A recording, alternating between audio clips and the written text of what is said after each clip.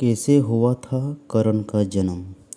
मनु स्मृति से हमें ज्ञात होता है कि सुत शब्द का प्रयोग उन संतानों के लिए होता था जो ब्राह्मण कन्या से क्षत्रिय पिता द्वारा उत्पन्न हो। लेकिन कर्ण तो सूत्र पुत्र नहीं, सूर्यदेव का पुत्र थे। इस सुत को कालांतर में बिगाड़कर शूद्र कहा जाने लगा। अतंत शूद्र कौन, इसका भी अर्थ बदला जाने लगा। कर्ण को शस्त्र विद्या की शिक्षा द्रोणाचार्य ने ही दी थी। कर्ण द्रोणाचार्य से ब्रह्मास्त्र का प्रयोग भी सीखना चाहता था। हालांकि द्रोणाचार्य ने भीष्म को शपथ दी थी कि मैं सिर्फ हस्तिनापुर के राजपुत्रों और अधिकारियों को ही धनुर्विद्या की शिक्षा दूंगा।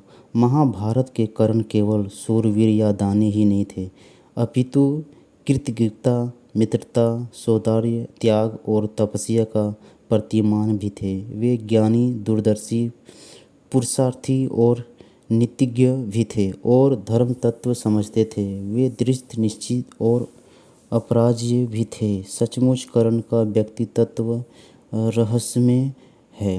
कर्ण कुंती के सबसे बड़े पुत्र थे और कुंती के अन्य 3 पुत्र उनके भाई थे। कुंती के कुल 4 पुत्र थे। 2 पुत्र नकुल और सहदेव माद्री के पुत्र थे। कुंती श्री कृष्ण के पिता वासुदेव की बहन और भगवान श्री कृष्ण की बुआ थी। महाराज कुंती भोज से कुंती के पिता सूर्यवंश की मित्रता थी। कुंती भोज को कोई संतान नहीं थी। अंत उन्होंने सूरसेन से कुंती को गोद मांग लिया। कुंती भोज के यहाँ रहने के कारण ही कुंती का नाम कुंती पड़ा। हालांकि पहले इनका नाम प्रीता था। कुंती का विवाह राजा पांडव से हुआ था।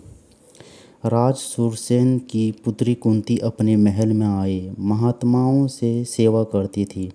एक बार वहाँ ऋषि दुर्वासा भी पधारे। कुंती की सेवा से प्रसन्न होकर दुर्वासा ने कहा, पुत्री, मैं तुम्हारी सेवा से अत्यंत प्रसन्न हुआ हूँ। अंत तुझे एक ऐसा मंत्र देता हूँ जिसके प्रयोग से तू जिस देवता का स्मरण करेगी वह तत्काल तेरे समक्ष प्रकट होकर तेरी मनोकामना पूर्ण करेगा। इस तरह कुंती को वह मंत्र मिल गया। कुंती तब कुमारी ही थी। एक दिन कुंती के मन में आया कि क्यों न इस मंत्र की जांच कर ली जाए, कहीं यह यूं ही तो नहीं। तब उन्होंने एकांत में बैठकर उस मंत्र का जाप करते हुए सूर्यदेव का स्मरण किया।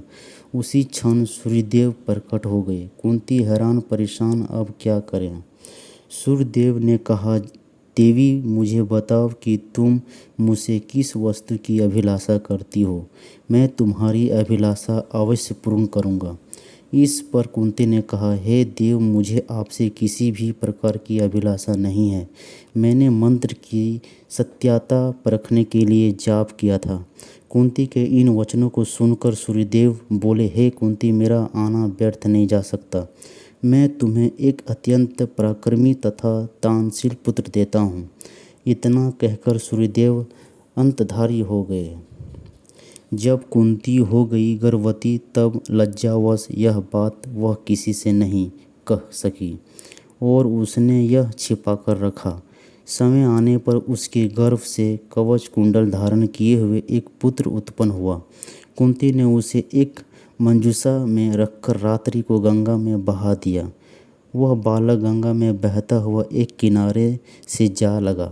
उस किनारे पर ही धृतराष्ट्र का सारथी अधिरथ अपने अश्व को जल पी रहा था।